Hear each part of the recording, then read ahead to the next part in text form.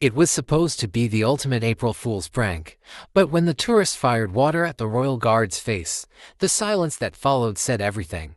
Want to know what really happened? The morning sun cast long shadows across Windsor Castle's ancient stones as April Fool's Day dawned with unusual promise.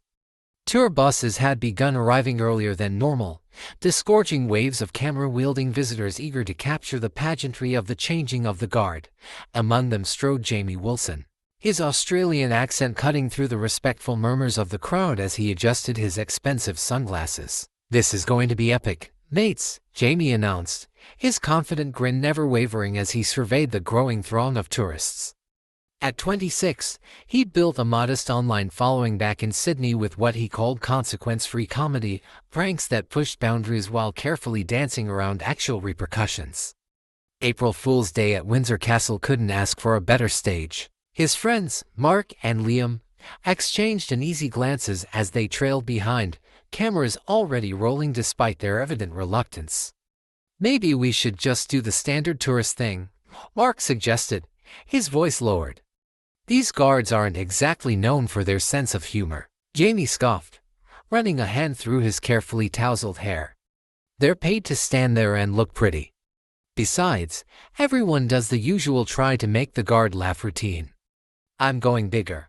The gleam in his eye spoke of boundaries waiting to be crossed, a viral potential that overrode common sense. 20 yards away, Corporal Thomas Barnes stood at his post, scarlet uniform gleaming in the spring sunshine, bearskin cap adding imposing height to his already substantial frame.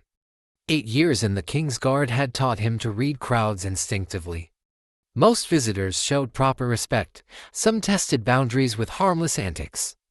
A rare few, like the loud Australian now positioning himself for maximum audience impact, came looking for trouble. Barnes remained motionless, his eyes fixed forward with practiced discipline.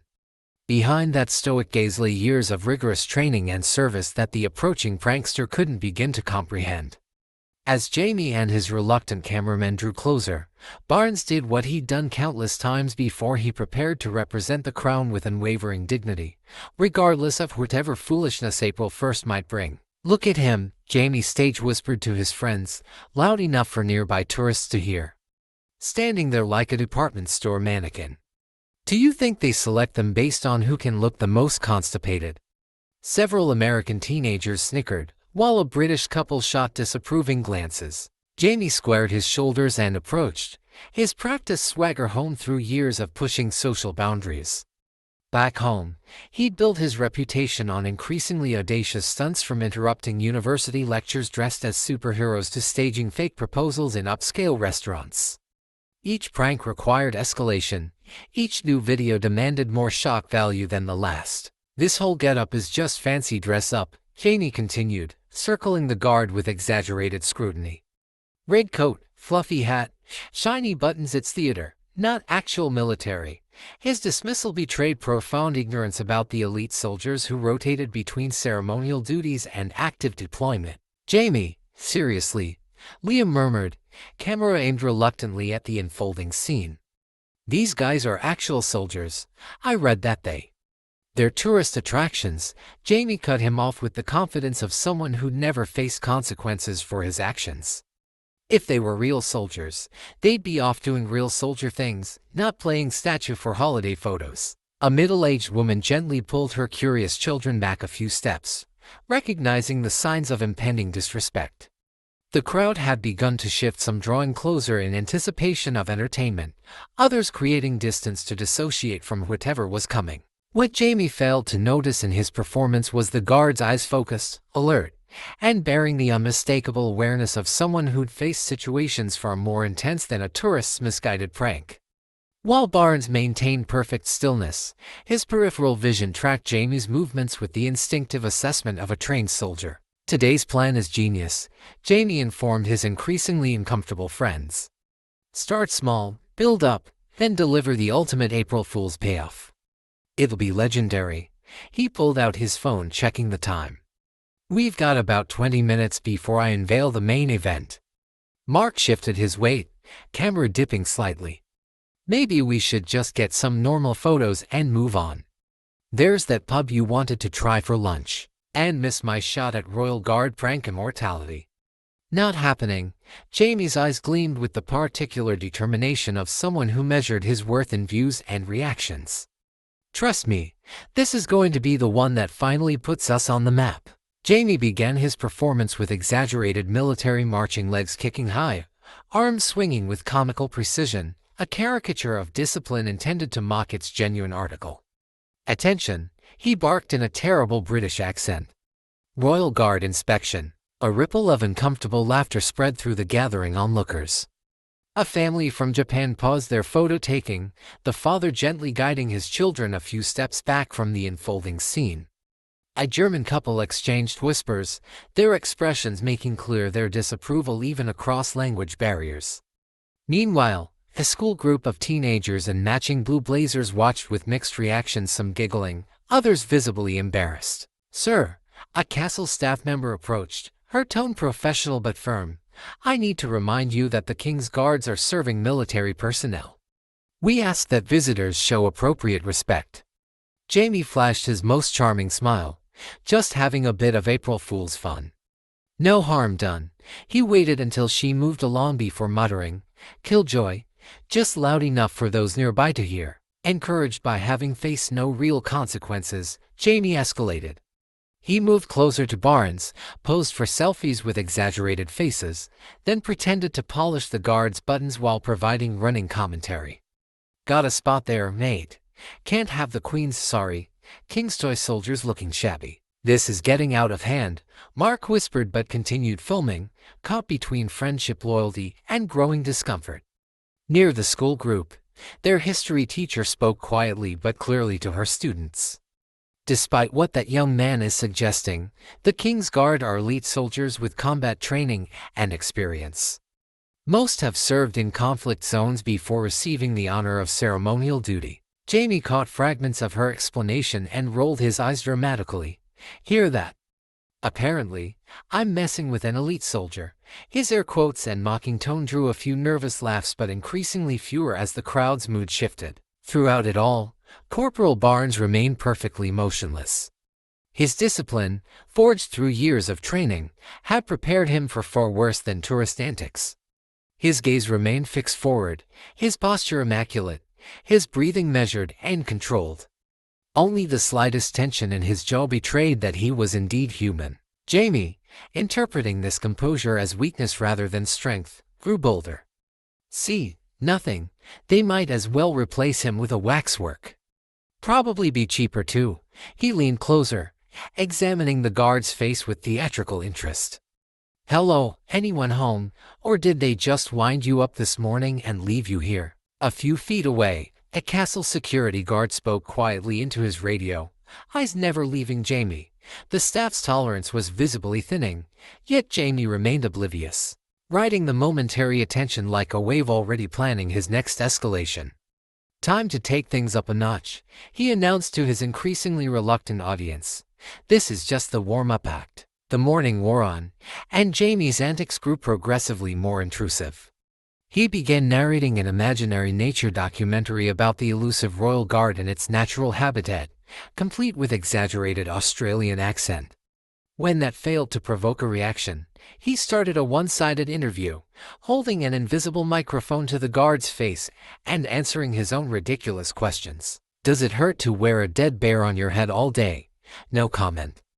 "I'll take that as a yes," Jamie declared to diminishing laughter. Behind Barnes's impassive expression, his mind briefly flashed to his training at Catterick, 18 grueling weeks where he'd learned to maintain composure under far greater pressure than tourist pranks.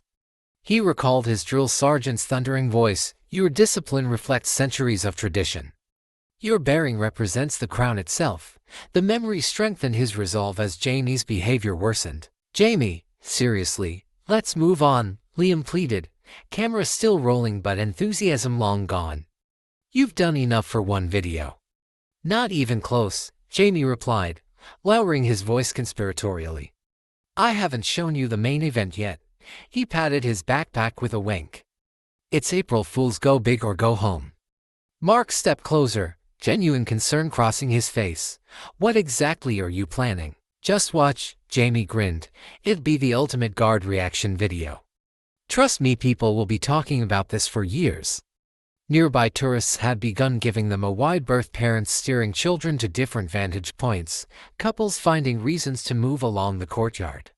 The atmosphere had shifted from tourist excitement to something more uncomfortable, the tension of witnessing someone crossing boundaries of basic decency. Jamie noticed the thinning crowd around him and doubled down, his voice growing louder, his gestures more expansive. His comments became increasingly personal, mocking everything from the guard's posture to speculating rudely about what might be underneath the fancy costume. "Do they make you audition for this gig?" he asked nobody in particular. "Stand perfectly still while some idiot tourist tries to make you laugh. Bet that's not what you signed up for when you joined the costume department." Each disrespectful comment revealed Jamie's profound ignorance about the elite soldiers who rotated between ceremonial duties and active deployment. For men like Barnes, standing guard was not merely ceremonial, it was an honor earned through years of service, often including combat rotations that tourists like Jamie couldn't comprehend. A security guard moved closer, speaking quietly into his radio while maintaining a clear view of the escalating situation. The history teacher had relocated her students to a different area entirely, occasionally glancing back with disapproval. "All right, mates," Jamie announced, reaching for his backpack with theatrical flourish. "Time for the main event, the April Fool's prank. To end all pranks." His friends exchanged alarmed glances as he unzipped the bag. "I've been saving this all morning." The remaining onlookers sensed the crossing of an invisible line. Several more stepped back, while others watched with the morbid fascination of witnesses to an impending car crash. Jamie, however, appeared oblivious to the shifting atmosphere, focused entirely on his moment of perceived glory. "Sometimes," he declared, "you need to make a splash to get noticed." With a magician's flourish, Jamie pulled from his backpack what appeared to be an expensive professional camera. Only his friends recognized it for what it truly was, a high-quality water gun meticulously disguised to resemble photography equipment. The modifications had cost Jamie nearly £200 from a specialty prop shop in London, an investment he deemed worthwhile for what he called prank immortality. "Now, everyone," Jamie announced, slipping back into his role as entertainer, "I'm going to capture a very special moment with His Majesty's finest." He raised the fake camera, adjusting non-existent settings with practiced movements. Several tourists raised their actual cameras, sensing a moment worth documenting, though for entirely different reasons than Jamie imagined. The history teacher, noticing the gleam of plastic where a lens should be, suddenly understood what was about to happen. "Stop," she called out, breaking into a quick walk toward Jamie. "That's completely inappropriate." But Jamie had committed fully to his performance. And now for the ultimate royal portrait on this fine April Fool's Day.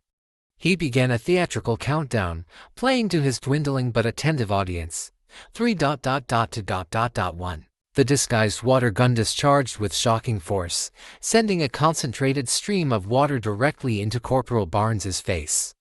The liquid splashed across his immaculate uniform, darkening the scarlet fabric and dripping from his bearskin cap in steady rivulets. For a heartbeat that seemed to stretch into eternity, no one moved, not Jamie, not the crowd, not even the security personnel who had started forward too late. The collective gasp that followed seemed to pull all oxygen from the courtyard. Cameras lowered in shock. Parents physically turned children away from the scene. Jamie's own friends stepped backward instinctively, distancing themselves from what they now recognized as a serious transgression. Barnes remained perfectly still, water streaming down his face. His training was so ingrained that even this direct assault didn't immediately break his stance. Droplets gathered on his chin, fell to his chest, darkened the medals that represented actual service to crown and country. His eyes, however, had changed, fixed now directly on Jamie with the focused intensity of a soldier who had made a decision. Jamie's triumphant smile began to falter at the edges. The lack of immediate reaction wasn't what he'd expected. The crowd's horror rather than amusement wasn't in his mental script. Something in the guard's unwavering gaze sent the first chill of realization down his spine. "It's just water, mate," Jamie offered weakly, the fake camera still clutched in his increasingly unsteady hands. "April Fools, right, all in good." The movement, when it finally came, was so swift and precise that onlookers would later disagree about exactly what they'd seen. Barnes stepped forward with military efficiency, each motion economical and purposeful. His white-gloved hand closed around Jamie's wrist with controlled pressure, not injuring, but completely immobilizing. With his other hand, he relieved Jamie of the fake camera in one smooth motion that spoke of tactical training rather than ceremonial practice. Jamie's bravado evaporated instantly, his face draining of color as he found himself firmly secured by a man whose training and capability he had so thoroughly underestimated. The guard's grip wasn't painful, but it communicated with perfect clarity that any resistance would be unwise. It was just a joke," Jamie stammered, his Australian accent suddenly thicker with nervousness. The courtyard had fallen into complete silence, the tension almost suffocating as the consequences of his prank began to materialize in real time. Barnes's expression remained professional, but there was something in his eyes that made Jamie swallow hard, the unmistakable look of someone who had faced actual threats and knew precisely how to handle them. Water continued to drip from the guard's uniform as he held Jamie in place, waiting for the security personnel who were now rushing toward them. In that moment, staring into the composed but unyielding face of the man he'd assaulted for entertainment, Jamie Wilson finally began to understand the difference between a prank and a profound mistake. "The weapon, sir," Barnes stated firmly, his voice carrying the clear authority of command despite its measured tone. He held the confiscated water gun with the same precise grip he would use for actual contraband.